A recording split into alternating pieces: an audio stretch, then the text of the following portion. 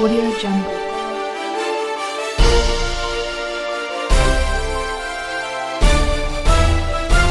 Audio Jungle. అందరికీ నమస్కారం. మహాత్మా జ్యోతిరావు ఫులే గారి విగ్రహాన్ని అసెంబ్లీ ఆవరణలో ఆవిష్కరించాలనేటటువంటి ఒక డిమాండ్తో తెలంగాణ జాగృతి సంస్థ ఇవాళ ఒక రౌండ్ టేబుల్ కార్యక్రమం నిర్వహిస్తూ ఉంది. దానికి హాజరైనటువంటి పెద్దలందరికీ, జాగృతి కార్యకర్తలందరికీ, ప్రతి ఒక్కరికి పేరు పేరున హృదయపూర్వకంగా నా నమస్కారం తెలియజేస్తా ఉన్నాను. ఇవాళ మొత్తం భారతదేశం వ్యాప్తంగా ఉన్నటువంటి సామాజిక పరిస్థితులు గమనించుకున్నా, తెలంగాణ వ్యాప్తంగా ఉన్నటువంటి సామాజిక రాజకీయ పరిస్థితులు గమనించుకున్నా, మన దేశం ఎటువైపు వెళ్తోంది, ఏం జరుగుతుంది అనే ఒక రాజకీయపరమైనటువంటి చర్చ జరుపుకోవాల్సినటువంటి అవసరం ఉందని చెప్పి తెలంగాణ జాగృతి సంస్థ భావించింది. మీ అందరికీ తెలుసు, తెలంగాణ జాగృతి సంస్థ 2006లో ఏర్పడినప్పటి నుంచి ఇప్పటి వరకు అనేక సామాజిక పరమైనటువంటి అంశాల మీద కార్యక్రమాలు చేపట్టడం జరిగింది.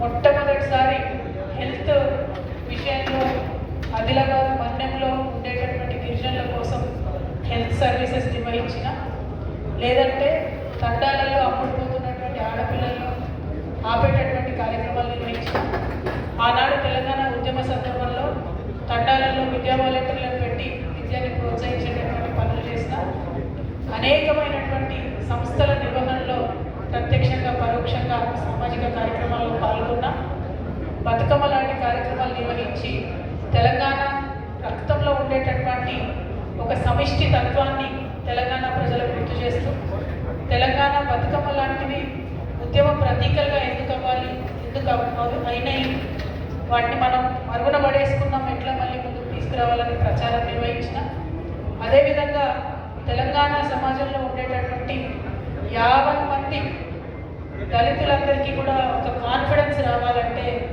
రాజ్యాధికారం ఇచ్చినటువంటి మహాత్ముడు అంబేద్కర్ గారి విగ్రహం అసెంబ్లీలో ఉండాలని పోరాటం చేసిన, ఆనాడు ఉమ్మడి ఆంధ్రప్రదేశ్లోనే అంబేద్కర్ గారి విగ్రహాన్ని అసెంబ్లీలో ప్రతిష్ఠింపజేసిన, ఆనాడు ఉమ్మడి ఆంధ్రప్రదేశ్లోనే బతుకమ్మ పండుగకు రాష్ట్ర పండుగ హోదాను కల్పించగలిగిన, ఇవన్నీ కూడా తెలంగాణ జాగృతి నిరంతరాయంగా పనిచేస్తూ వచ్చినటువంటి సందర్భాన్ని ఒకసారి మీ అందరి ముందు కూడా ఆవిష్కరింపజేస్తాం.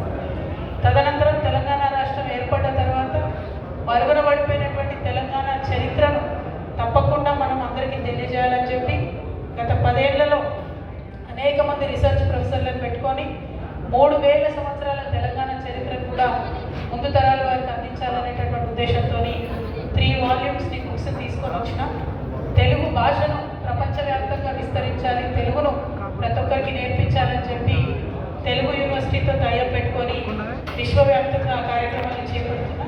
ఇట్లా అనేక కార్యక్రమాలు, మరీ ముఖ్యంగా ఈ సంవత్సరం, పోయిన సంవత్సరం మహిళా బిల్లు ఉండాల్సినటువంటి అవసరం ఉంది.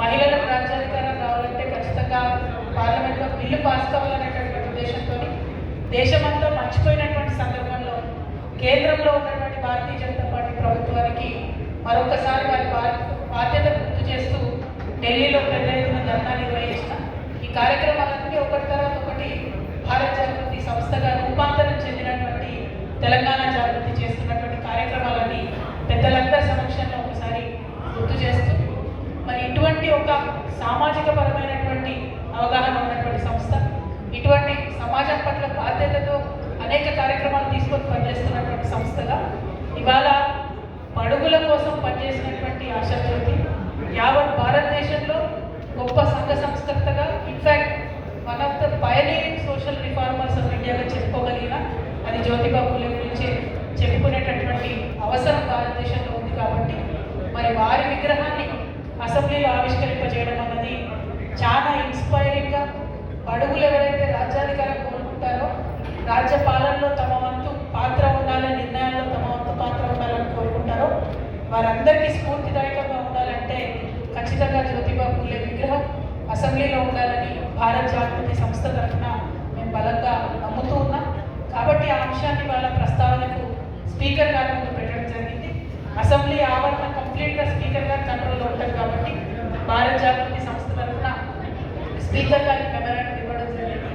ఆ తదనంతరం మొత్తం 119 మంది ఎమ్మెల్యేలకు, 40 మంది కౌన్సిల్ సభ్యులకు, 17 మంది పార్లమెంట్ సభ్యులకు, మన తెలంగాణలో ఉన్నటువంటి అందరూ పబ్లిక్ రిప్రజెంటేటివ్స్ కూడా ఉత్తరాలను కూడా అందించి వారి యొక్క సహకారాన్ని కూడా ఈ విగ్రహ ఏర్పాటులో ఇవ్వమని చెప్పి వారిని కూడా కోరడం జరిగింది.